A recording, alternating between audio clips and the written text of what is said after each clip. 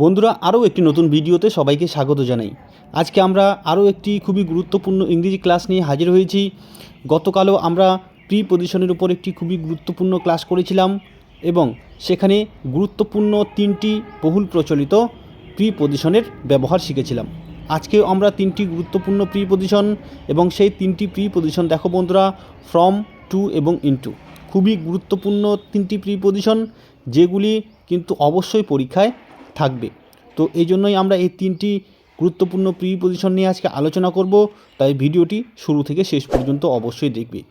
এবং এই অঙ্গনওয়াড়ি কর্মী ও সহায়িকা নিয়োগের জন্য আজকে যে এই ক্লাসটি আয়োজন করা হয়েছে সেটি কিন্তু সব জেলার জন্যই সমান গুরুত্বপূর্ণ। তো চলো আর দেরি না করে আমরা ভিডিওটি শুরু করি। তো দেখো বন্ধুরা, আজকে আমরা প্রথম যে প্রিপজিশনটি নিয়ে আলোচনা করব সেটি হলো ফ্রম। এই ফ্রম, FROM, ফ্রম, এখানে কিন্তু FORM ফর্ম একটি আলাদা শব্দ এবং FROM ফ্রম এটি কিন্তু একটি প্রিপজিশন। তো দেখো, এই ফ্রম শব্দটির অর্থ হলো হইতে বা থেকে। যখন আমরা কোনো বাংলা বাক্যে হইতে বা থেকে এই শব্দটি পাই তখন কিন্তু এই ফ্রম প্রিপজিশনটি ব্যবহার করব।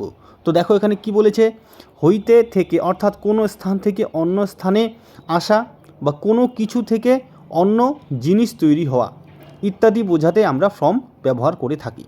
তো এছাড়াও বন্ধুরা, ধরো কোনো গাছ থেকে পড়া, কোনো ছাদ থেকে পড়ে যাওয়া, এরকম যখন অর্থ বোঝাবে তখন কিন্তু আমরা ফ্রম প্রিপজিশনটি ব্যবহার করব। তো চলো আমরা উদাহরণগুলো দেখলেই বুঝতে পারবো যে এই ফ্রম প্রিপজিশনটি কোথায় ব্যবহার করা হয়। তো দেখো, প্রথম যে বাক্যটি রয়েছে, our exam will start from tomorrow. Our exam will start from tomorrow, তাহলে আমাদের পরীক্ষা শুরু হবে ফ্রম টুমোরো, আগামীকাল থেকে। তাহলে আগামীকাল থেকে আমাদের পরীক্ষা শুরু হবে। এখানে দেখো, এই যে ফ্রম টুমোরো, আগামীকাল থেকে, এখানে কিন্তু থেকে আমরা এই শব্দটি পেলাম, তাই এখানে আমরা ফ্রম ব্যবহার করেছি। এরপরে দেখো, he fell from the cycle. He fell from the cycle, তাহলে সে সাইকেল থেকে পড়ে গিয়েছে। সে সাইকেল থেকে পড়ে গিয়েছে, তাহলে সাইকেল থেকে পড়ে গিয়েছে, এখানেও কিন্তু থেকে শব্দটি আমরা পেলাম, এখানে ফ্রম প্রিপজিশন তাই বসেছে। এরপরে দেখো, he borrowed a rupee from me. He borrowed অর্থাৎ ধার করেছে, তাহলে হি বরোড সে ধার করেছে, এ রুপি 1 টাকা ধার করেছে, ফ্রম মি আমার থেকে, তাহলে আমার থেকে সে 1 টাকা ধার করেছে, এখানেও কিন্তু থেকে শব্দটি পেলাম, তাই আমরা এখানে ফ্রম প্রিপজিশনটি ব্যবহার করেছি। এরপরে দেখো 4 নম্বর বাক্যটি, বরুণ কেম ফ্রম আসাম। বরুণ আসাম থেকে এসেছে। তাহলে এই যে 4টি বাক্য নিয়ে আমরা আলোচনা করলাম, এই 4টি বাক্যেই কিন্তু থেকে শব্দটি অবশ্যই আছে, তাই এখানে আমরা ফ্রম প্রিপজিশন 4টি বাক্যে ব্যবহার করেছি। এরপরে দেখো, পরের যে 2টি বাক্য রয়েছে এই 2টি বাক্য কিন্তু একটু আলাদা। দেখো কি বলেছে, cement is made from limestone. তাহলে সিমেন্ট ইজ মেড, সিমেন্ট তৈরি হয় ফ্রম লাইমস্টোন, চুনা পাথর থেকে। Cement is made from limestone, চুনা পাথর থেকে সিমেন্ট তৈরি হয়। তাহলে এখানে চুনা পাথর থেকে, এখানে থেকে কথাটি, থেকে শব্দটি অবশ্যই আছে, তাই এখানে আমরা ফ্রম ব্যবহার করেছি। এরপরে দেখো, wine is made from grapes. Wine অর্থাৎ মদ, ইজ মেড তৈরি হয় ফ্রম গ্রেপস। গ্রেপস অর্থাৎ আঙ্গুর, তাহলে আঙ্গুর থেকে মদ তৈরি হয়। তো এখানে দেখো বন্ধুরা, আমরা কি বলেছি এখানে লক্ষ্য করো, কোনো কিছু থেকে অন্য জিনিস তৈরি হওয়া ইত্যাদি বোঝাতে ফ্রম ব্যবহার করে থাকি। তো এখানে দেখো, চুনা পাথর থেকে সিমেন্ট তৈরি হচ্ছে, আঙ্গুর থেকে মদ তৈরি হচ্ছে, একটি জিনিস থেকে অন্য জিনিস তৈরি হচ্ছে। এই একটি জিনিস থেকে অন্য জিনিস তৈরি হওয়ার সময় আমরা কিন্তু অফ প্রিপজিশনটিও ব্যবহার করি। অফ প্রিপজিশনটিও ব্যবহার করি, যেমন furniture is made of wood. কাঠ থেকে আসবাবপত্র তৈরি হয়, এখানে কিন্তু আমরা অফ প্রিপজিশনটি ব্যবহার করেছি। Furniture is made of wood, এখানে অফ প্রিপজিশনটি ব্যবহার করেছি, এখানে কিন্তু ফ্রম ব্যবহার করিনি। তো দেখো বন্ধুরা, যখন কোনো কিছু থেকে অন্য জিনিস তৈরি হবে তখন আমরা ফ্রম কখন ব্যবহার করব। বন্ধুরা, যখন কোনো একটি জিনিস থেকে অন্য জিনিস তৈরি হবে তখন এর যে মূল উপাদানটি, মূল যে বস্তুটি, সেই মূল বস্তুটির কিন্তু পরিবর্তন হয়ে যাবে। যেমন এখানে চুনা পাথর থেকে সিমেন্ট তৈরি হচ্ছে, এখানে কিন্তু মূল যে উপাদান বা মূল বস্তু চুনা পাথর সেটি কিন্তু পরিবর্তন হয়ে যাচ্ছে। এবং মদ কোথা থেকে তৈরি হচ্ছে, গ্রেপস থেকে অর্থাৎ আঙ্গুর থেকে। এই যে আঙ্গুর, এই আঙ্গুর কিন্তু সম্পূর্ণরূপে পরিবর্তন হয়ে ওয়াইন, মদ তৈরি হয়ে যাচ্ছে। তাই এখানে আমরা ফ্রম প্রিপোজিশন ব্যবহার করব।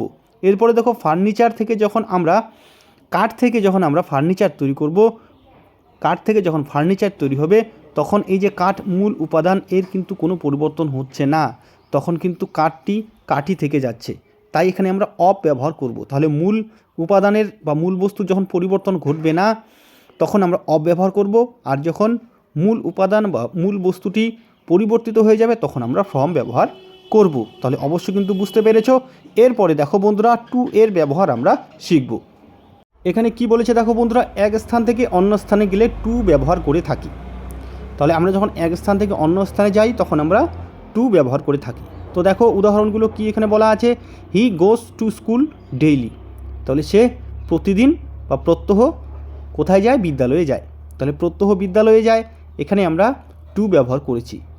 এক স্থান থেকে অন্য স্থানে গেলে আমরা টু ব্যবহার করব, তাই এখানে সে প্রত্যহ স্কুলে যায়, এখানে আমরা টু প্রিপোজিশনটি ব্যবহার করব। এরপর দেখো Samir is going to office. Samir is going to office, Samir কোথায় যাচ্ছে, সমীর অফিসে যাচ্ছে। তো এক স্থান থেকে অন্য স্থানে যাচ্ছে, তাই আমরা এখানে টু ব্যবহার করছি। এরপর দেখো উই গো টু মার্কেট, আমরা বাজারে যাই। তাহলে আমরা বাজারে যাই, এখানে এক স্থান থেকে অন্য স্থানে যাওয়া বোঝাচ্ছে, তাই আমরা এখানে টু ব্যবহার করছি। তাহলে এখানে তিনটি বাক্যে বন্ধুরা এক স্থান থেকে অন্য স্থানে যাওয়া বোঝাচ্ছে, তাই এখানে আমরা টু ব্যবহার করেছি। এরপরে দেখো অন্য আরেকটি পদ্ধতি কি রয়েছে, বাংলায় যখন ক্রিয়াপদটি অসমাপিকা ক্রিয়া হয়, যেমন খেতে, যেতে, দেখতে ইত্যাদি এরকম বোঝাবে, তখন আমরা কিন্তু টু প্রিপোজিশন ব্যবহার করব। তো দেখো আমরা উদাহরণগুলো দেখলে বুঝতে পারবো। দে স্যাট ডাউন টু ইট, তারা খেতে বসলো, তারা খেতে বসলো। এখানে দেখো টু ইট, এখানে টু ইট এর অর্থ হলো খেতে, তারা খেতে বসলো। তারপরে দেখো 5 নম্বর বাক্যটি, হি ওয়ান্টেড টু গো দেয়ার, সে সেখানে যেতে চেয়েছিল। তো দেখো এখানে টু গো অর্থাৎ যেতে, এখানে অসমাপিকা ক্রিয়া অর্থ বোঝাচ্ছে, তাই এখানে আমরা এই গো এর আগে টু বসিয়েছি। তাহলে হি ওয়ান্টেড টু গো দেয়ার, সে সেখানে যেতে চেয়েছিল, এখানে টু প্রিপোজিশন ব্যবহার হবে। এরপরে I want to see her, I want আমি চাই, কি চাই, টু সি হার তাকে দেখতে চাই। ঠিক আছে, এখানে দেখতে এই অসমাপিকা ক্রিয়াপদটি এখানে ব্যবহার হয়েছে, এখানে আমরা টু ব্যবহার করব। এরপরে দেখো হি লাইকস টু ড্র পিকচার্স, তাহলে হি লাইকস সে পছন্দ করে, কি পছন্দ করে, টু ড্র আঁকতে, তাহলে আঁকতে পছন্দ করে। He likes to draw pictures, সে ছবি আঁকতে পছন্দ করে। এখানে আঁকতে, এখানে এই যে অসমাপিকা ক্রিয়াপদটি রয়েছে এর আগে আমরা টু প্রিপোজিশনটি ব্যবহার করব। তাহলে বন্ধুরা আমরা এক স্থান থেকে অন্য স্থানে গেলে টু ব্যবহার করব, এবং যখন অসমাপিকা ক্রিয়াপদ হবে তখন আমরা ইংরেজিতে ভার্বের ইনফিনিট ফর্ম বসাতে টু বসাবো, যেমন to eat, to go, to see, to hear. ঠিক আছে, এরকম কিন্তু আমরা ব্যবহার করব। চলো আমরা ইনটু যে পরের প্রিপোজিশনটি রয়েছে সেটির ব্যবহার শিখে নিই। তো দেখো বন্ধুরা এখানে ইনটু এই যে প্রিপোজিশনটি রয়েছে এটি আমরা কখন ব্যবহার করব, বাইরে থেকে যখন ভেতরে প্রবেশ করা বোঝাবে তখন আমরা ইনটু প্রিপোজিশনটির ব্যবহার করব। তো দেখো এখানে আমরা বাক্যগুলো লক্ষ্য করলে বুঝতে পারবো। The cat ran into the room, বিড়ালটি ঘরের মধ্যে প্রবেশ করলো। তাহলে the cat ran into the room, বিড়ালটি দৌড়ে ঘরের মধ্যে প্রবেশ করলো, অর্থাৎ বাইরে থেকে কিন্তু ভেতরের দিকে প্রবেশ করলো, তাই এখানে আমরা কি ব্যবহার করলাম, এখানে আমরা ইনটু প্রিপোজিশনটি ব্যবহার করলাম। এরপরে the teacher went into the classroom, শিক্ষক মহাশয় শ্রেণীকক্ষে প্রবেশ করলেন। এরপরে দেখো ডোন্ট রান ইন দি সান, সূর্যের মধ্যে বা রোদের মধ্যে দৌড়াদৌড়ি করো না। কাম ইনটু দি শেড, ছায়ায় এসো। তাহলে বন্ধুরা যখন রোদের মধ্যে কোনো দৌড়াদৌড়ি করা বোঝাবে তখন আমরা ইন প্রিপোজিশন ব্যবহার করব, এবং রোদ থেকে যখন ছায়া আসবে তখন আমরা ইনটু প্রিপোজিশন ব্যবহার করব। তাহলে ডোন্ট রান ইন দি সান, রোদের মধ্যে দৌড়াদৌড়ি করো না। কাম ইনটু দি শেড, ছায়ায় এসো। ঠিক আছে, এরপরে দেখো দি ফক্স র্যান ইনটু দি জঙ্গল, তাহলে শেয়ালটি দৌড়ে জঙ্গলের মধ্যে প্রবেশ করলো। ঠিক আছে, তাহলে এখানে বাইরে থেকে ভেতরে প্রবেশ করা বোঝাচ্ছে। এরপরে দি গাঙ্গেস ফলস ইনটু দি বে অফ বেঙ্গল, তাহলে গঙ্গা নদী ফলস পতিত হয়েছে কোথায়, ইনটু দি বে অফ বেঙ্গল, বঙ্গোপসাগরে পতিত হয়েছে। তাহলে গঙ্গা নদী বঙ্গোপসাগরে পতিত হয়েছে। এখানে কিন্তু আমরা ইনটু প্রিপজিশনটি ব্যবহার করেছি। যখন কোনো নদী কোনো জায়গায় পতিত হবে, তার পতনস্থল একটি নির্দিষ্ট জায়গা আছে, এরকম যদি বোঝায় তখন আমরা ইনটু প্রিপজিশনটি ব্যবহার করব। এরপরে দেখো বন্ধুরা 6 এবং 7 নম্বর যে বাক্যটি রয়েছে এটি একটু আলাদা। দেখো, water is changed into vapour, তাহলে জল বাষ্পে রূপান্তরিত হয়। এবং ওয়াটার ফ্রিজেস ইনটু আইস, জল জমে বরফে পরিণত হয়। তাহলে এখানে দেখো বন্ধুরা, যখন কোনো কিছু অবস্থার পরিবর্তন ঘটবে তখন আমরা ইনটু প্রিপজিশনটি ব্যবহার করব। এখানে দেখো, জল কিসে পরিণত হচ্ছে? বাষ্পে পরিণত হয়ে যাচ্ছে, এবং জল আরও কি জমে বরফে পরিণত হচ্ছে। তো এখানে একটি জিনিস লক্ষ্য করো বন্ধুরা, এখানে কিন্তু এক প্রকার ভৌত পরিবর্তন কিন্তু এখানে আমরা লক্ষ্য করতে পারছি। তো এরকম যখন অবস্থার পরিবর্তন ঘটবে তখন আমরা ইনটু প্রিপজিশনটি ব্যবহার করব।